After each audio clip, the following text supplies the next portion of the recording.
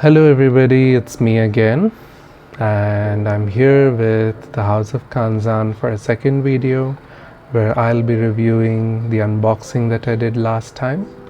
There are 3 chapters and 1 passage. Now the reason I'm still holding the box that I unpacked was because I discovered a little something that really piqued my interest at the bottom. And as you can see, I've got a better setup. I know it's not the best, but I hope it works. Now, this is beautiful, a quote by MJ Rose that says, "Perfume is magic, it's a mystery. We recreate the smell of a flower, of wood, of grass. We capture the essence of life, liquefy it. We store memories, we make dreams." That's beautiful. Now that brought out the poet in me, and I said, you know what? Let us do these reviews and let them get going. Now, a little bit of an introduction to me, which I haven't done earlier. I'm Baruch, or you can call me Mr. B. I'll be your frag atelier, or your fragrance tailor, or your faithful fragrance guy, or your endless perfume supplier, whatever you'd like to call me. And I'm going to be making my reviews on various perfume brands and giving you my honest feedback on them. Of course, I know that opinions change from people to people. Not everybody may like what I like, and everybody may like what I like too, so we never know. But we're gonna do it nonetheless. So let's get started. I'm with chapter 1 that I ripped last time, and we're gonna get on with it. Sorry, House of Kanzan. I'm waiting for your PR packages. I'm kidding. Anyways, starting off with the first one, that is Cafe Neroli. I showed this the last time that I was making my video, and we're gonna get started with this one and see what this is all about. I'm going in completely blind. I just saw an ad on Instagram and I said, you know what, let's start off with the House of Kanzan, and it was when I was buying my little bit of a collection here too, so we're just gonna get started with that. So here's the little bottle that's about 2 ml, 1.5 or 2 ml in there, and it's got a little plastic spray and a glass bottle that I told you about last time. There, we tested it on the other bottle in the back. And this is an eau de parfum, that is a more concentrated type of perfume, somewhere in the middle between eau de toilette, eau de parfum, and parfum or extrait. So here we go. Let's see how it smells. Okay, that is a fruity smell, slightly feminine. Yep, actually quite feminine, but more on the fruity side. I wouldn't say it more like it's just meant for women alone. It is a very pleasant, very soft fragrance, and has a very nice smell to it, although fading fast, probably because I'm smelling it too often. But very neat. I really like it, and it does remind me of very soft fruit, like think of a peach, but mixed in a little diluted, made a little lighter, almost like body mist, you could say. It smells a bit like that. So there's our first one. That's pretty nice. Oh, is it disappeared? No, it's right here. Okay, we can place them over here.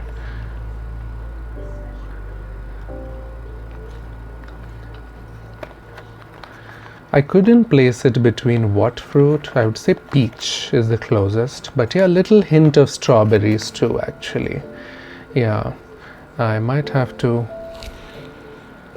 Okay, it's almost faded, but yeah, it has a very faint feminine perfume smell to it, right?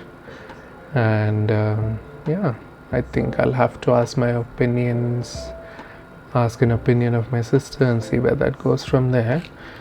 The next one we've got is Hazy Reflection. Interesting name. Reminds me of a rainy day in a car. So let's see how that goes. I'm gonna spray it a little lower.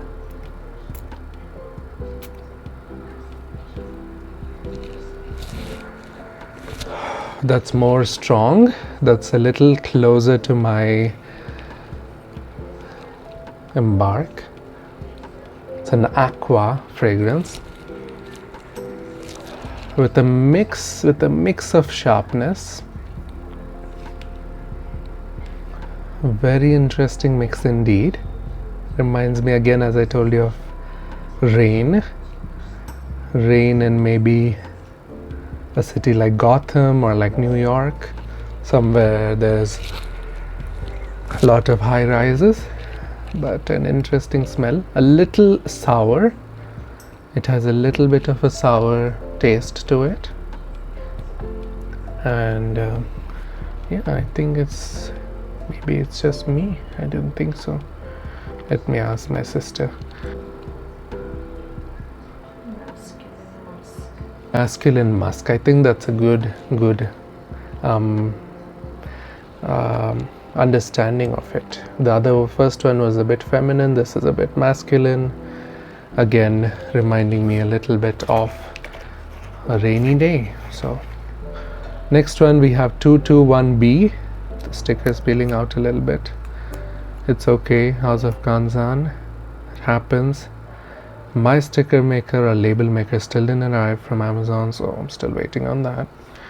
Now 221B kind of reminds me of 212 VIP from Carolina Herrera. The 212 collection of heroes and VIP and VIP Black. So I don't know if it's any similar, but we will see. I'm going to just give my nose a rest, and we're gonna try again on my other arm. So let's see how that goes.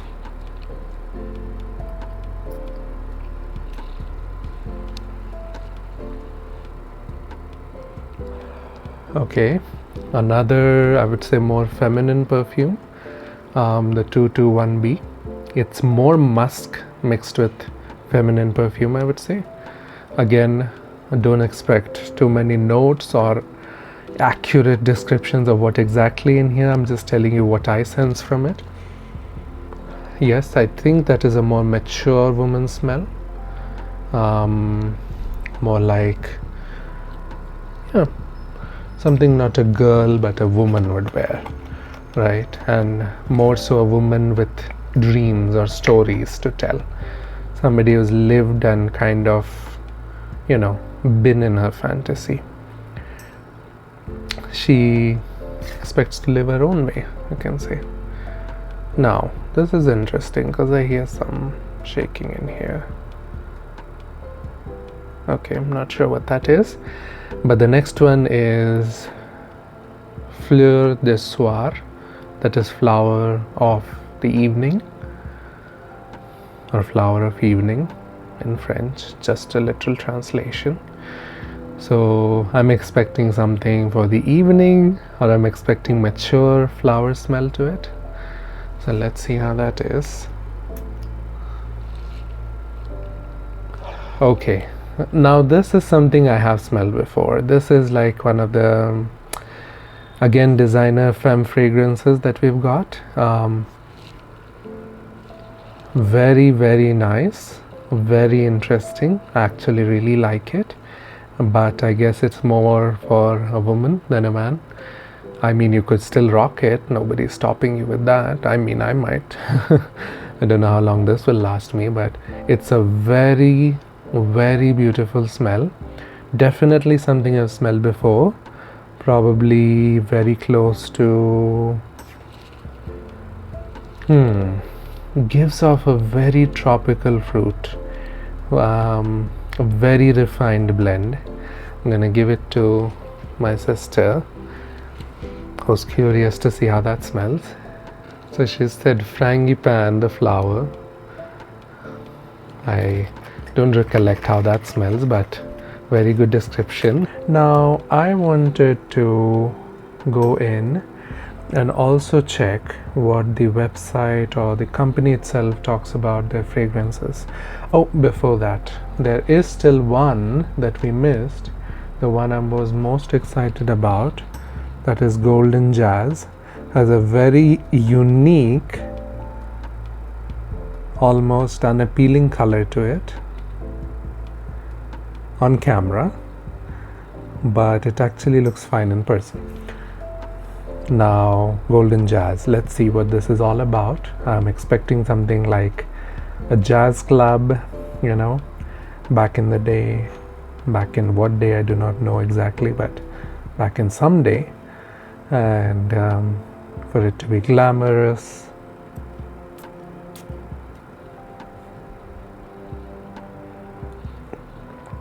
Okay, that is strong. That is that is a note I cannot put my finger on. Indeed, it is coconut mixed with perfume. Oh, you see the sheen? That is a lot of perfume oil. Oh, sorry. Okay, wow, I'm impressed.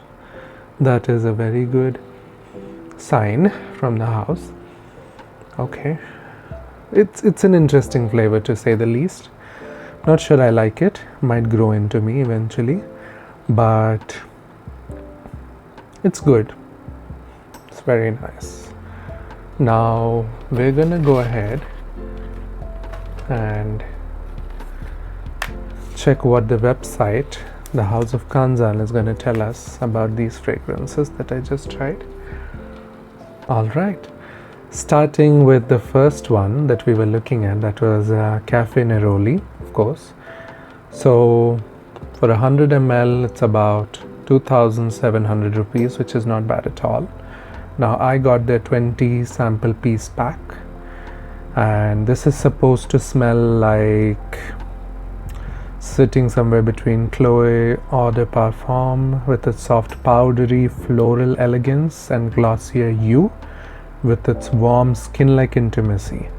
So it's supposed to be luminous, gently addictive, not overly sugary or floral, with a creamy neroli wrapped in soft petals, airy musks, and a hint of cafe warmth. Now this one I wasn't too big of a fan of, but as I mentioned, it is a bit more of an effeminate perfume, so it might suit somebody who likes those. And for the scent composition, the first impression is of almond, apple and rum.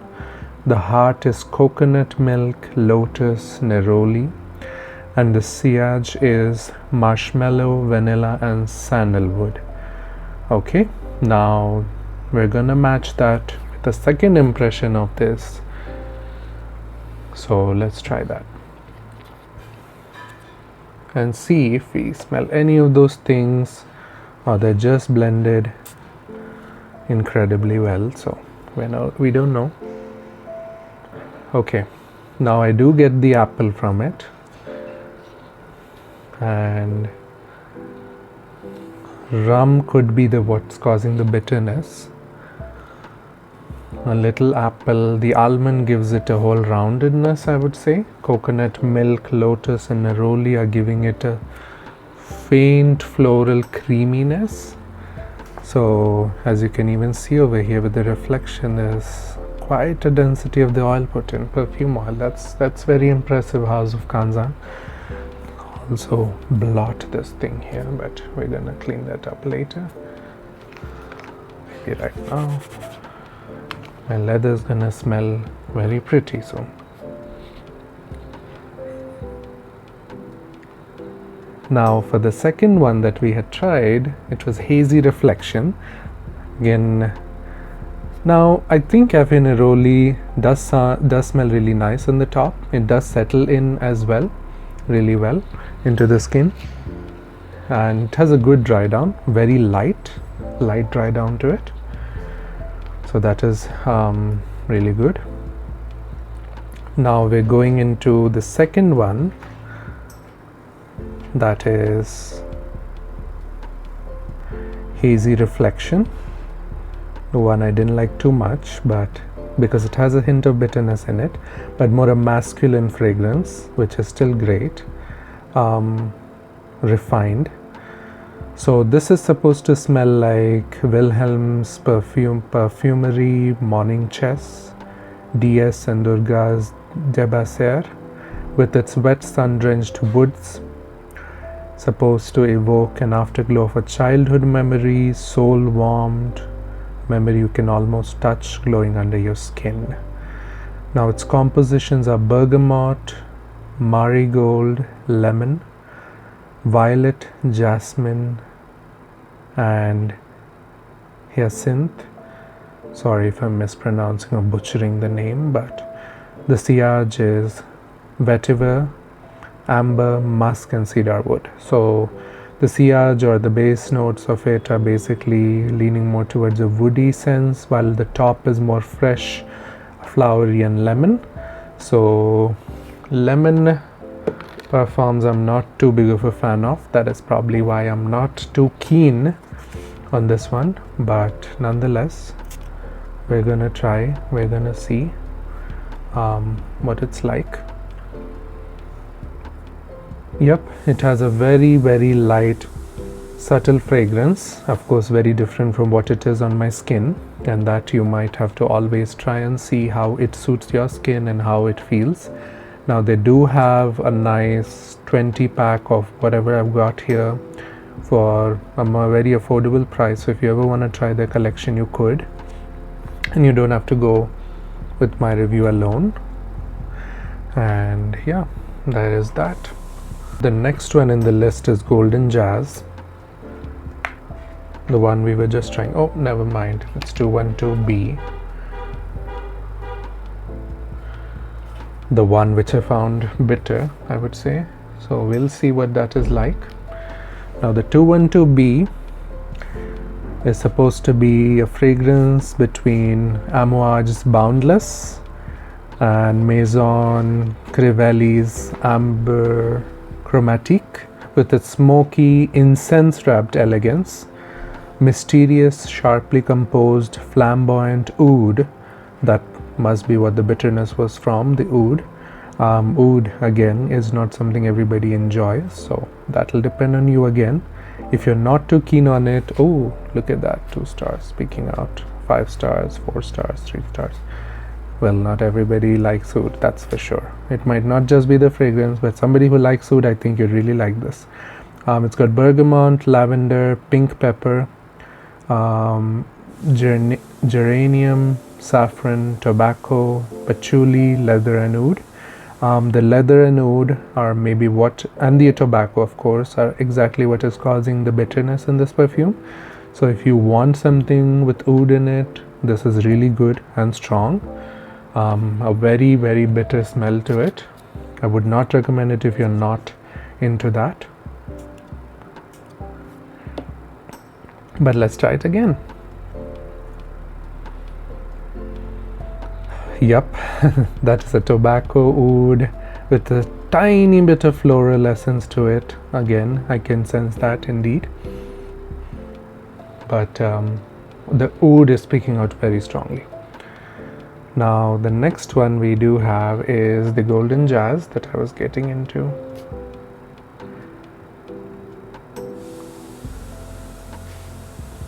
And the Golden Jazz is supposed to be pretty bottle. Again, the 100 ml matches everything else.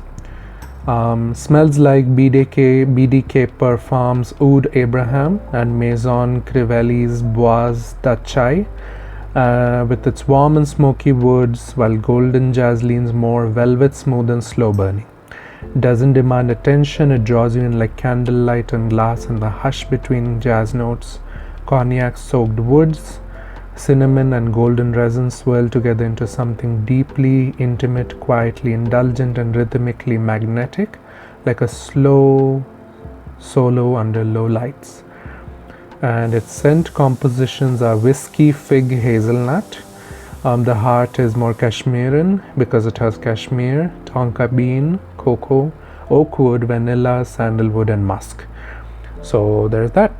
And interesting to say the least. Let's try it again because I've forgotten what it smells like.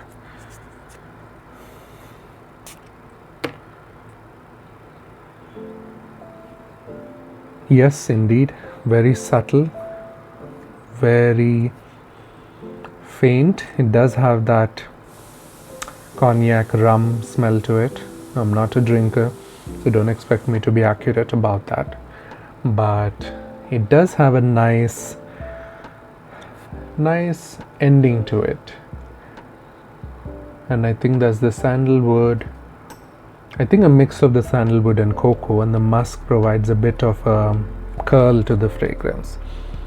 So that's nice, but very light and very, smell something a bit medicinal, I would say, but that I think is the infusion of whiskey into it. Whiskey fig, basically. Whiskey and fig. That is what could be giving that unique taste and smell to it. Now for the next one that we've got, the last one, the one I like the most, Fleur de Soir. That is, again, as I said, the flower of the evening. Let's see what this one's all about. And okay, what does it smell like? It smells like Parlez-moi de Parfums Mile High 38 with a juicy tropical fruit sophistication and Elake's Broom de Cow Sock with its transparent florals and airy sensuality. That's true. It does not have a musky ending to it, which is very light and peaceful. Very good for the summers, I'd say. Dewy florals, mellow fruits, and soft musk weave together to create a scent that feels like a shared glance, a first kiss, a moment suspended in time, modern, intimate, and quietly unforgettable. The scent composition is bergamot, lychee, peach. Oh, there you go. I was right. It does have peach in it. The heart, peony, jasmine, tuberose, and the sillage is moss, musk, and transparent woods. No wonder. Now woods are giving it a very airy, light feel to it, and the florals are adding into a very summer friendly fragrance and a very decadent beauty even for winters, I would say. So this is definitely my favorite from chapter 1. Oh my god, sprayed it on my finger more than the strip, but again, very beautiful. Reminds me a little bit of Roberto Cavalli's Paradiso, a little bit. It has the same tropical fruit air vibe. Imagine you're in Madagascar or the Caribbean, and there are lovely florals and fruits around you, and not any sort of heavy masculinity in here. So it's very light and very airy and perfect for somebody who enjoys light florals and something that does not bother anybody but gets you a lot of compliments. I would say this is the one, and this one takes the cake for me. And that'll be all.